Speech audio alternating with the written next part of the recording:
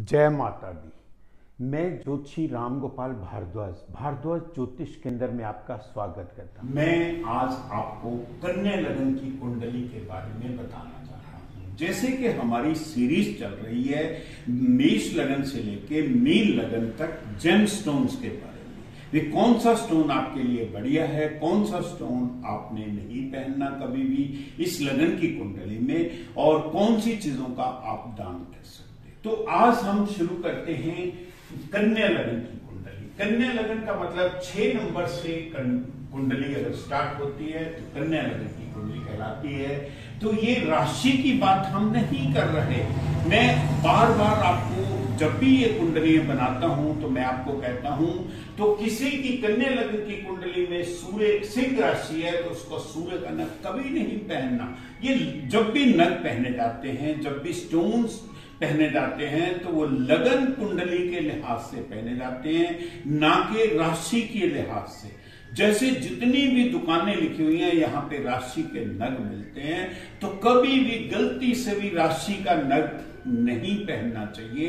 क्योंकि मान लो कन्या लगन की कुंडली है, उसकी राशि कर्क राशि आ गई, तो उसकी राशि सिंह राशि आ गई, तो वो गलती से सूर्य का माणिक पहन ले या चंद्रमा का मोती पहन ले तो ये बहुत बड़ा नुकसान करेगा उसको। राशि का नग कभी नहीं पहनना चाहिए, लगन के लिहाज से ही नग पहने। तो आज हम बात कर रहे हैं द्वारा से कन्या लगन की। इसका स्वामी बुध होता है, तो इस कुंडली का योग कारक ग्रह है, लगन का मालिक है। अगर इसकी प्लेसमेंट सही है तभी आप ये पहनने हैं नग। अगर इनकी प्लेसमेंट मान लो बुध जो है अब तीसरे घर में बैठ जाता है, छठे घर में बैठ जाता है, 8वें घर में बैठ जाता है या 12वें घर में बैठ जाता है, तो द्वादश भाव में बैठने के कारण ये कभी इसका नग नहीं पहनना। या बुध नीच का हो जाता है, 12 नंबर में बुध नीच का हो जाता है, वैसे केंद्र में भी बैठा है लेकिन अगर वो नीच का होकर बैठा है कभी नग नहीं पहनना। इसी तरह से हाँ, अगर ये लगन में बैठा है,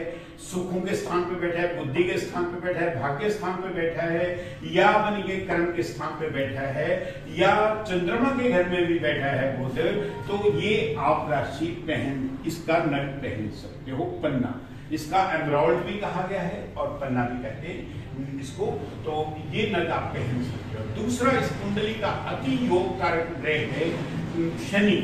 शनि का जो है नीलम पहना जाता है, ब्लू स्फायर जिसको बोलते हैं, लेकिन उसकी प्लेसमेंट पे निर्भर करता है। ये शनि अगर अपनी स्वयं राशि में स्टेज में होकर बैठ गया तो कभी भी इसका नग नहीं पहनना, वो रात आपके लिए नुकसान करेगा।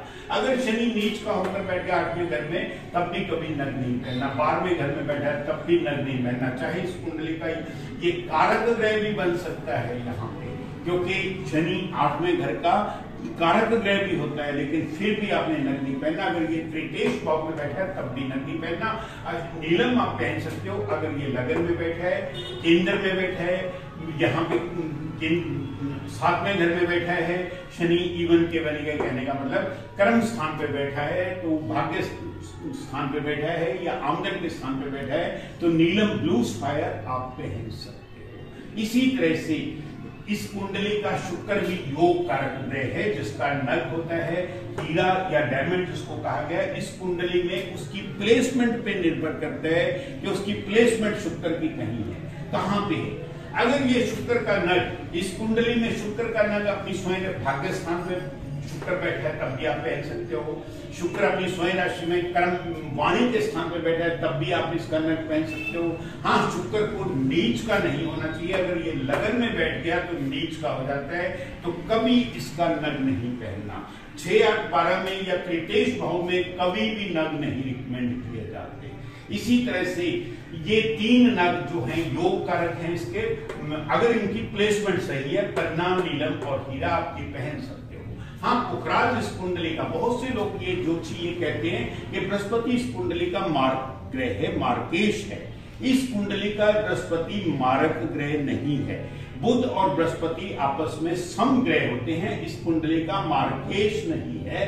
तो इसका नग आप पहन सकते हो, लेकिन सब्जेक्ट टू दी कंडीशन, अगर आपने ये तीनों में से कोई भी नग नहीं पहनना, पन्ना जो है, नीलम या हीरा, कुछ भी, क्योंकि तीनों का मेल नहीं है आपस में, ये इसलिए ये पुखराज आप अकेला पहन सकते हो, सब्जेक्ट टू द कंडीशन अगर आपने इनमें से कोई भी नग नहीं पहना।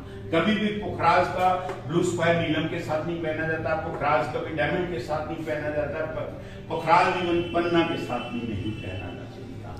कभी भी इस लगन की कुंडली में रूबी सूर्य का नग आपने गलती से भी नहीं पहनना, और माणिक जो है सूर्य को रेड कोरल जिसको मूंगा बोला गया वो भी आपने कभी नहीं पहनना, चंद्रमा का मोती आपने कभी नहीं पहनना, और ये चीजों का आप दान कर सकते हैं। हमेशा कन्या लगन की कुंडली में आपने जो दान करना है वो मंगल का दान करना है, और चंद्रमा का दान करना है, और सूर्य का दान। कुंडली देखने के लिए आपका धन्यवाद। जिन लोगों ने अभी तक सब्सक्राइब नहीं किया, please subscribe my channel. God bless you.